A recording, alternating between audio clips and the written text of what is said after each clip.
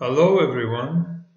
I hope you are all well and safe, and I hope that this crisis will be over soon and that we'll be able to meet again directly to have it the way we were used to.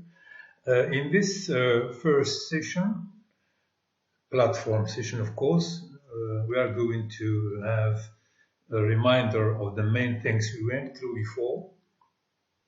Then we'll talk about what remains concerning an outpost of progress, and I'll try to bring it to an end to be able to start a new story next time. We remember that when reading Conrad generally, or particularly an outpost of progress in the other novel, Heart of Darkness, the key word is the colonial background. This story is set against a colonial background, that is Africa under European domination. And we said that when we speak about colonialism, the main element we need to remember is the wide difference between propaganda and reality. That is propaganda, what the administrators of colonialism, what the official media say about colonialism, and reality is what actually happened on the ground. Of course, we said that the slogan under which Europeans colonized many parts of the world is that of the civilizing mission. We are here to civilize. And he talked of Rudyard Kipling's formula, the white man's burden, as the best instance. To go to other countries to bring civilization is a noble purpose. It's a burden. A burden, we remember, is something which you carry, but which you don't necessarily like.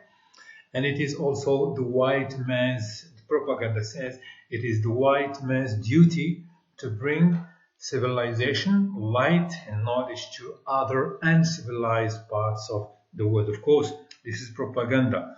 While historically, we know that the reality was the colonialists were there for economic exploitation, especially raw materials, copper, iron, coal, wood, etc., and cheap labor force. Thousands of natives were available to serve the white man and achieve, of course, financial gain. Concerning the story proper, generally we read it along the line of the way it is being built. That is how Conrad is going about building his story, focusing on character, narration, and tone. What we mean by tone is, as I'll say in a few minutes, irony.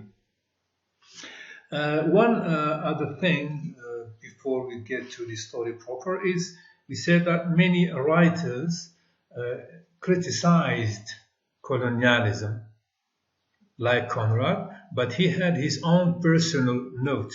Like all other writers who wrote about imperialism, Conrad did criticize brutality, violence, exploitation, but he added something else, and a very important thing. He went to attack the foundations of the imperial enterprise, that is, those attitudes or principles which the white man assumed when he wanted to embark on this colonial, let's call it, adventure. We'll come back to this in a minute. So I said character, narration, and tone are the basic lines along which we started, in fact, reading the novel. When we speak about setting, which is an important element too, we have in fact two types or two levels: the specific setting, which is the station, and we have the general setting, which is Africa. Concerning characters, of course, we all know we have Carriers and Carlier and Makola. Before coming to this, let me clarify one thing.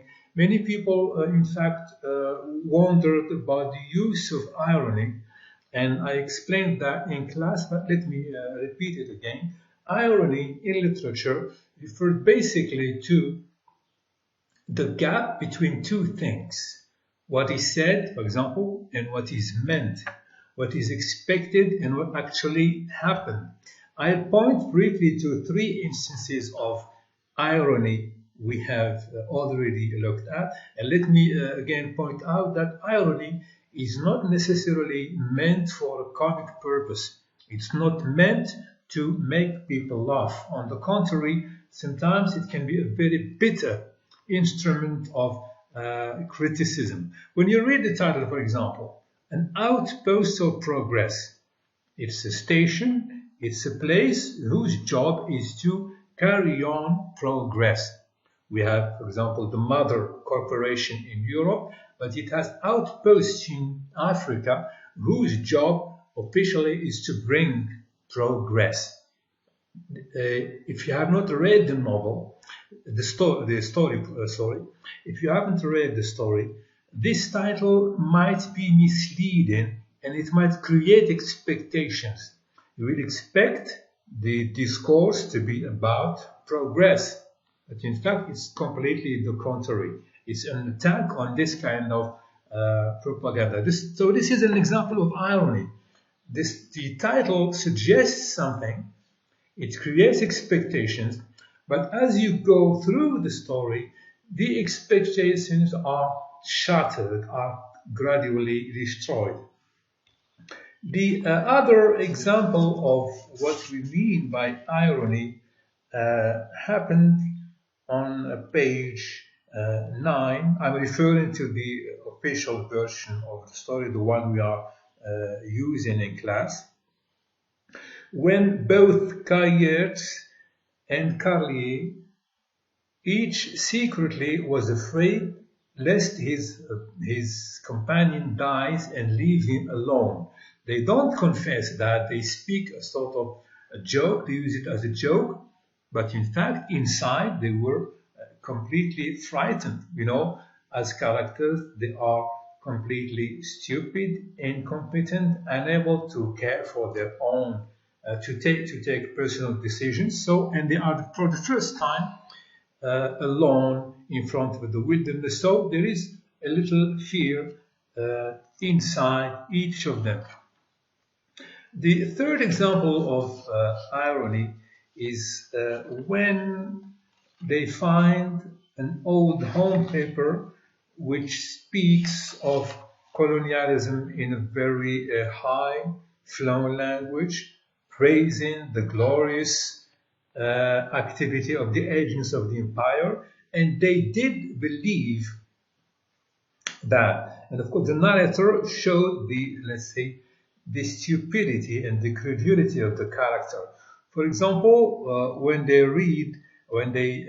read on page 15 the paper, it spoke much of the rights and duties of civilization, of the sacredness of the civilizing work, and extolled the merits and of those who went about bringing light and faith and commerce to the dark places of the earth. We said that light and faith might go together as aspects of propaganda, but commerce is explicitly irrelevant.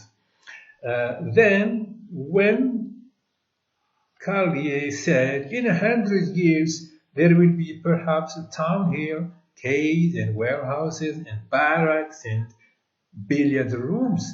Civilization, my boy, of course, billiard rooms is a complete anticlimax. Talking about equipments, quays, warehouses, barracks, in fact, are coherent. But when he talks about billiard room, the tone goes completely down. The aim here, of course, is to show their stupidity and their credulity. That was about irony. Concerning, of course, the characters, the portrait we are given of them is very clear. They are completely unqualified. They have never been alone. They were never asked to take personal decisions, and they are completely stupid. Even the director doesn't think much of them, as we can see on page 7. Another aspect I'd like to highlight again is narration. Narration is simply the way the information or the content of the story of the work of fiction is conveyed to the reader.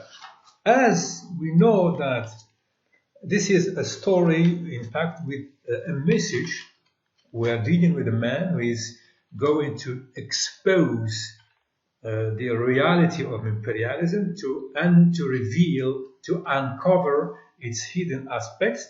We expect that the narrator will come in not only to tell the story but also to make comments. This is particularly true in the case of Joseph Conrad, whose narrator is of course omnipresent and he is there to make comments. We saw examples, and I'd like to go back to one of these examples because it shows what I recalled earlier, Conrad's specific note in attacking imperialism. He said a little while ago that, like many other writers, he did expose the brutality, the violence, the injustice, but he added something else. He went to the foundations of the empire, of imperialism.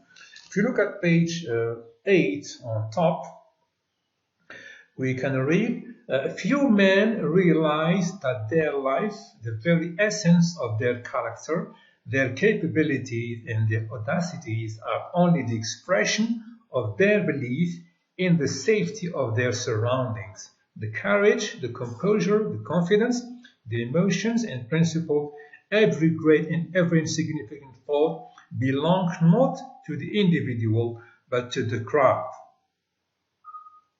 This is a very deep attack. Few men, not of course the general tone of the remark. He's not speaking about these two men in particular, but in general. Few men realize that what they take as their principles, what they take as, let's say, civilization, stems from one thing, the belief in the safety of the surroundings. As long as they are in safe, familiar surroundings, they can afford to have these principles and to believe in them. But, and here we come to the middle of the paragraph, the contact with pure, unmitigated savagery, with primitive nature and primitive man, brings sudden and profound trouble into the heart. Once men, the few men he speaks about, or men in general in fact, are removed and have to face a completely new and unfamiliar environment, there is profound trouble of the heart, especially if they have to face primitive nature. This is an example of narrative command which is used to vehicle Conrad's criticism of the empire. So the two men are portrayed as blind and perceptive, and they engage in a routine and boring life, and they for a long time there is no commercial activity, so they spend time reading books and papers, and this is where they find articles about the empire. We also have to note that one of the native leaders, Gobila, is friendly with them and provides them with food. And this food is very useful for them to survive because the steamer, we are told, does not bring provisions regularly. Before leaving, the director said that the steamer that will come in 6 months, but in fact 8 months go by and there is no steamer. So Gobila's provisions are necessary for their survival. There is no commercial activity and money is not coming in, and this is where Makola comes in with the promise of ivory. He makes a deal. In fact, he exchanges the workers of the station with ivory. When we say ivory, we mean money. And the two men, Cahiers and Carlier, are paid on commission. That is, the bigger the amount of ivory they bring in, the more money they are given. So the question now is the two Europeans' attitude towards what Makola has done. We saw last time the first reaction, Cahiers' reaction, and it was a very violent one. When he learned that Makola had in fact sold the workers, the carriers, in return of money, he's shocked to the extent that he couldn't even speak properly. On page 28, we notice he started Cahiers, and he insults him, "You fiend." But Makola, of course, in a very calm and self-controlled manner, "You very rare, Mr. Cahiers. If you are so irritable in the sun, you will get fever and die, like the first chief." He reminds him of the former chief of that station. Now, what we'll speak about now, we have a total rejection, but it's interesting to analyze the chronology of the two men's reaction. So far we have Cahiers. Carlier will join in the following sequence. So the first reaction is completely hostile to what Makola has done. Still, on page 28, they stood still, we are told, contemplating one another with intense eyes. This is Makola and Cahiers, as if they had been looking with effort across immense distances. Cahiers shivered. He was still trembling, still under the shock of what he has just witnessed. He turned sharply and went away to the house. So we are still within the first part of the reaction. A little later, page 29, we have Cahiers came out quickly. He found his companion staring grimly over the yard at the tusks, away by the storm. They both sat in silence for a while. This is Carlier and Cahiers. Then Cahiers related his conversation with Makola. He told Carlier what had happened between him and Makola. Carlier said nothing. At the midday meal, they ate very little, and they hardly exchanged a word that day. They did not eat much because the shock was still doing its work, and they were silent. A great silence seemed to lie heavily over the station and press on their lips. The whole station seemed to be under the weight of that big shock. There is silence, and they ate very little. Of course, Makola had a completely different attitude.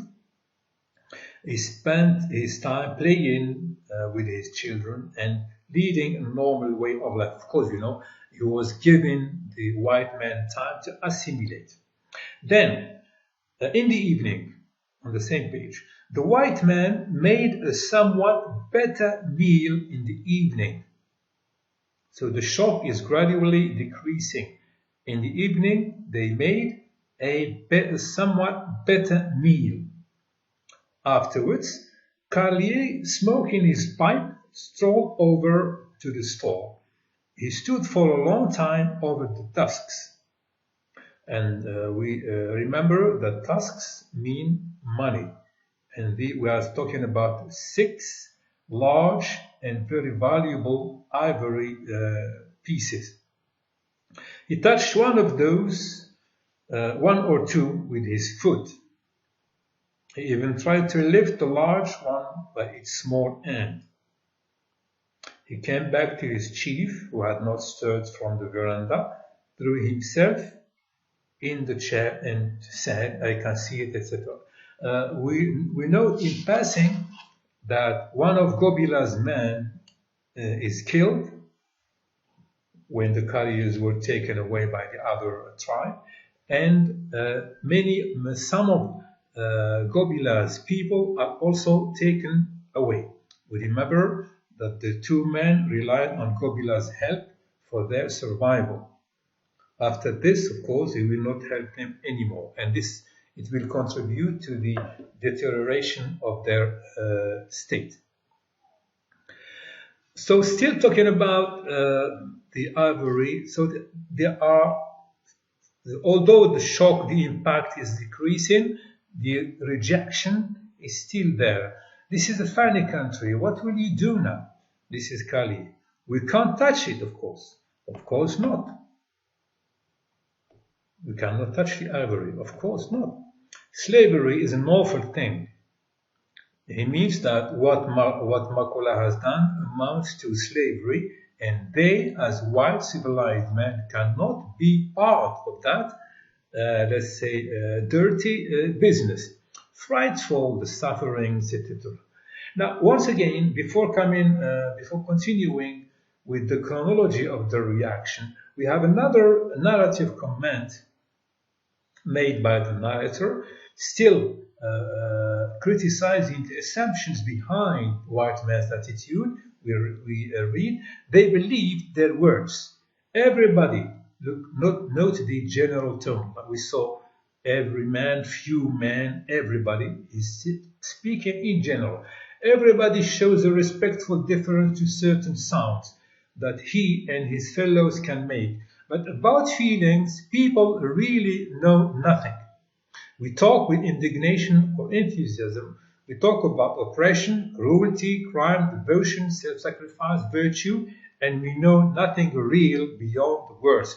In other words, people just keep on repeating words they have learned, but they know nothing about the real fact because they have no real experience. The two men speak of slavery as something bad, but they don't really know what slavery is, as they never had any concrete experience of the phenomenon.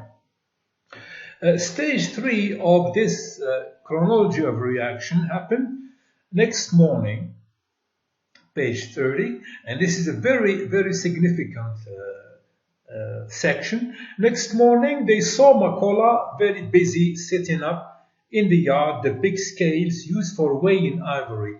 By and by, Carlier said, "What's that filthy scoundrel up to?" and lounged out into the yard. Of course, he knew what Makola was doing, but this is just a pretext to lounge out into the yard, to go close to Makola. Cahiers followed. They stood watching. Makola took no notice. When the balance was swung through, he tried to lift the tusk into the scale. It was too heavy. He looked up helplessly without a word. Notice he did not ask for help. And for a minute they stood around the balance as mute and still as three statues. Suddenly, Carly said, "Catch hold of the other end, Makola, you beast!" And together they swung the tusk up.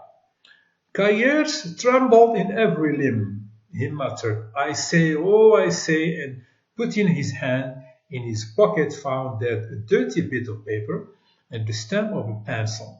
He turned his back on the others, as if about to do something tricky, and noted stealthily the words which Carlier shouted out to him with unnecessary loudness. Seen or looked at objectively, what the two men have done is now complete acceptance of Makola's action, because they are taking part in weighing the tusks and noting down the weights in preparation of their evaluation of the value of that. But it's interesting to see the way they go about it. Carlier said, when he saw that Makola couldn't lift the tusks alone, he joins him to lift the other side, and while shouting, "Catch hold of the other end, Makola, you beast!" You beast is an insult. It means that you disapprove of the person you are talking to. But in fact, what Carlier is doing is helping the beast, meaning he is a clear accomplice. But there is a sort of reluctance, a remnant of reluctance, which pushes him to do that, what is apparently a contradictory action, insulting the person and at the same time helping him. In fact, there is no contradiction. The insult is a way of, let's say, justifying his action to himself, first of all. Same thing for Kayers. Still trembling, and he muttered, "I say, oh, I say," and he put his hand in his pocket and took a piece of paper and stamp of a pencil to note the weights. He turned his back on the others, as if about to do something tricky, and noted stealthily the weights which Carlier shouted out to him with unnecessary loudness. When the task is weighed, Carlier shouts, for example, let's say 50 kilograms or something. He shouts with unnecessary loudness. He did not need to shout because Kayers was close to him. So this shouting shows the irritation, that there is still a problem, that he is not quite at ease. Concerning Kayers, he took the paper and pencil and he turned his back on the others, as if he wanted to hide something. And he noted stealthily, in a secret manner, the weights which Carlier was shouting. Of course, when you are waiting for Carlier to tell you what to write down, it's completely absurd to hide or to turn your back. So the two white men's behavior is absurd. The action shows acceptance, but at the same time we have this, we can call it maybe self-justification, shouting, insulting Makola and all, but objectively they have become, of course, accomplices of Makola, which means that all the talk about slavery, about we cannot touch it, is gone. And Makola, a very intelligent man, has given them time to gradually assimilate his action. When all was over, Makola whispered to himself. Notice, to himself. Of course, he knew that they could hear. "The sun's very strong ears for the tasks." Carlier said to Kayers in a careless tone, "I say, Chief, I might just as well give him a lift with this lot into the store." "The sun's very strong here for the tasks," Makola said. It means that if they stay in the sun, they will lose part of their value. So if you want to get out of these tasks the maximum amount, we have to take them into the store. And Carlier helps Makola carrying the task into the store. So after this action, which amounts, of course, to a change of attitude, of course, what we have to underline here is to remember what we said concerning Conrad, the attack on the foundations. So these are two men who have come with principles, with values, they have been taught with morals, etc. But once in front of a novel situation, an unfamiliar setting, unfamiliar condition, they have completely changed despite their reluctance. So inside of them, there was that predisposition to change. 8 months go by and the steamer does not come, and things get gradually bad because, as we said earlier, Gobila's tribe has become hostile and they are not helping anymore, to the extent that provisions run short and they have to live on rice and coffee. If you have read through the story, you will learn that the two men quarrel over a piece of sugar. Carlier, who was sick, wanted to have sugar in his coffee, but Carlier said we have to save this, to save it, and Carlier ends up, so they start running around the house, and Carlier shoots Carlier, believing that he was armed too, but in fact Carlier did not have a gun. In other words, Carlier had killed an armed man. And this experience, of course, is very forceful, very strong, and it sets him to meditate. Before coming to Carlier's meditation, we'll say that Macaulay proposes to disguise his death as sickness. He says he died of fever, right? He wanted to hide. In fact, he wanted to help Carlier, help him and avoiding problems for him by saying that Carlier is dead of fever and we are going to bury him tomorrow. The more important than this is, of course, the kind of ideas which come into Carlier's mind after this terrible action. If you go to page 41, we have maybe one of the most central passages in the story. Night came, and Carlier sat unmoving on his chair. He sat quiet as if he had taken a dose of opium. The violence of the emotions he had passed through produced a feeling of exhausted serenity. He had plumbed in one short afternoon the depth of horror and despair, and now found repose in the conviction that life had no more secrets for him, neither had death. The experience was very violent, very strong. It had a very terrible impact, but it left him with this feeling of serenity, of calm, because now he has found repose. He found repose in the conviction that life had no more secrets for him, neither had death. So he had learned. The shock was violent, but he had learned. So he sat by the corpse thinking very actively, thinking very new thoughts. He seemed to have broken loose from himself altogether. Besides the knowledge, the wisdom, we have a sense of liberation. He seemed to have broken loose from himself altogether. His old thoughts, when we say himself, of course we mean the self as fashioned by his society. His old thoughts, convictions, likes and dislikes, things he respected and things he abhorred, appeared in their true light at last, appeared contemptible and childish, false and ridiculous.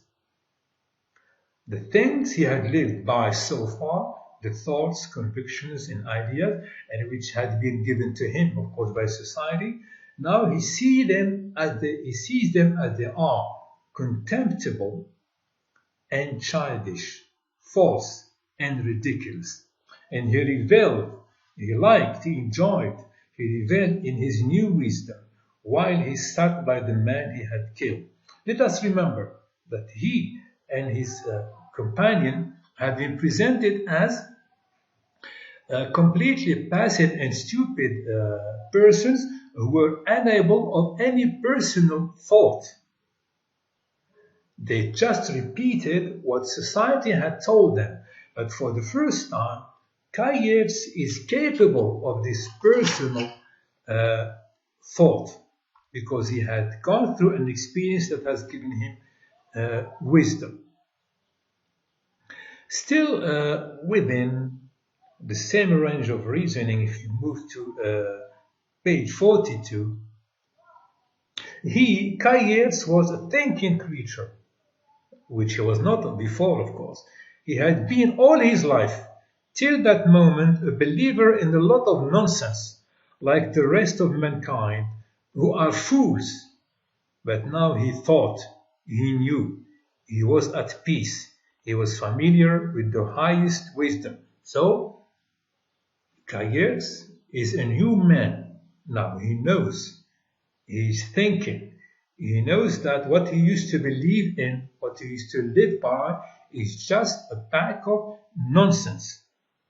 It is at this moment of realization that the steamer comes back. The steamer, long waited for by the two men, finally comes back with 2 months delay. And when it is approaching the station, the steamer sounds the horn. Page 43. A shriek, inhuman, vibrating and sudden, pierced like a sharp dart the white shroud of that land of sorrow. 3 short, impatient screeches followed, and then for a time the fog wreaths rolled on undisturbed through a formidable silence. Then many more shrieks, rapid and piercing, like the yells of some exasperated and ruthless creature, rent the air. As it is approaching the station, the steamer keeps on sounding horns, as if telling people, "Here I am." Now, how does the narrator explain this series of shrieks? Progress was calling to Kayers from the river. Progress and civilization and all the virtues. Of course, here there is a strong play of irony. We remember the title, An Outpost of Progress. Here, the steamer is supposed to represent progress in civilization, and it is calling to Kayers. Society was calling to its accomplished child to come, to be taken care of, to be instructed, to be judged, to be condemned. It, the society, called him to return to that rubbish heap. Society, civilization, of course this is the narrator commenting, is compared to a rubbish heap. And society is calling to Kayers to come back to that rubbish heap from which he had wandered away, so that justice could be done. Now, I said that we have irony. I point to the first one, which is reminiscent of the title. And the second one is that the progress or the society is calling to Kayers to come back to society, to civilization. The irony is that the Kayers it is calling is no longer like as he used to be. It's a different man. Society, if you want to continue the metaphor, the screeches of the horn, the steamer, is calling to Kayers as he used to be. But now he is a different man. We have seen, he knows, he thinks, etc. He cannot come back because he has no longer any place in society as it used to be. Now, because he's a different man and he cannot come back, the only way left is to commit suicide. And he does commit suicide. When the director, and by the way, he commits suicide on the cross, which, remember, at the beginning of the story, Carlier had set right. It was not very perpendicular, but Carlier fixed it because it made his eyes squint, and he made sure it was solid. In other words, he was preparing for his companion's suicide.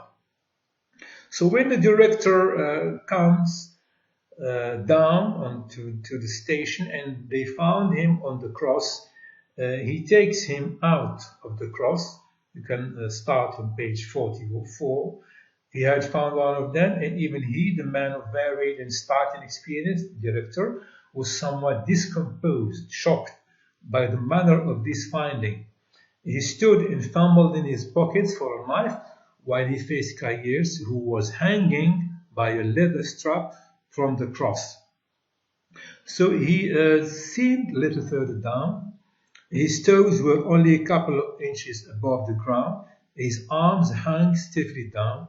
He seemed to be standing rigidly at attention, but with one purple cheek playfully posed on the shoulder, and irreverently he was putting out a swollen tongue at his managing director. So he was hanging from the cross, and his head was lying on one side of his body, on his shoulders, and because of the hanging operation, his tongue had come out of his mouth, and this is presented as a sort of, let's say, it's as if he was laughing or making a disrespectful, irreverent gesture towards the director. You know, when you want to, sometimes when you want to laugh at somebody or to play a trick on him, you pull out your tongue. So it's as if Kayet had pulled out his tongue to the director, who represents the society, as if he wanted to tell them, you cannot catch me now. I have escaped you. And of course, we understand that this is a very symbolic conclusion. Having known what he has known, having learned things, of course, he cannot go back to the rubbish of heap, which is full of misconceptions and foolish convictions. It is exactly the same thing as we find in Heart of Darkness, when Marlowe, the central character, goes back to Europe after the experience in Africa, something similar to what we have seen in An Outpost of Progress. He feels that he is a foreigner in the Western society, and he feels that the people around him are sort of intruders.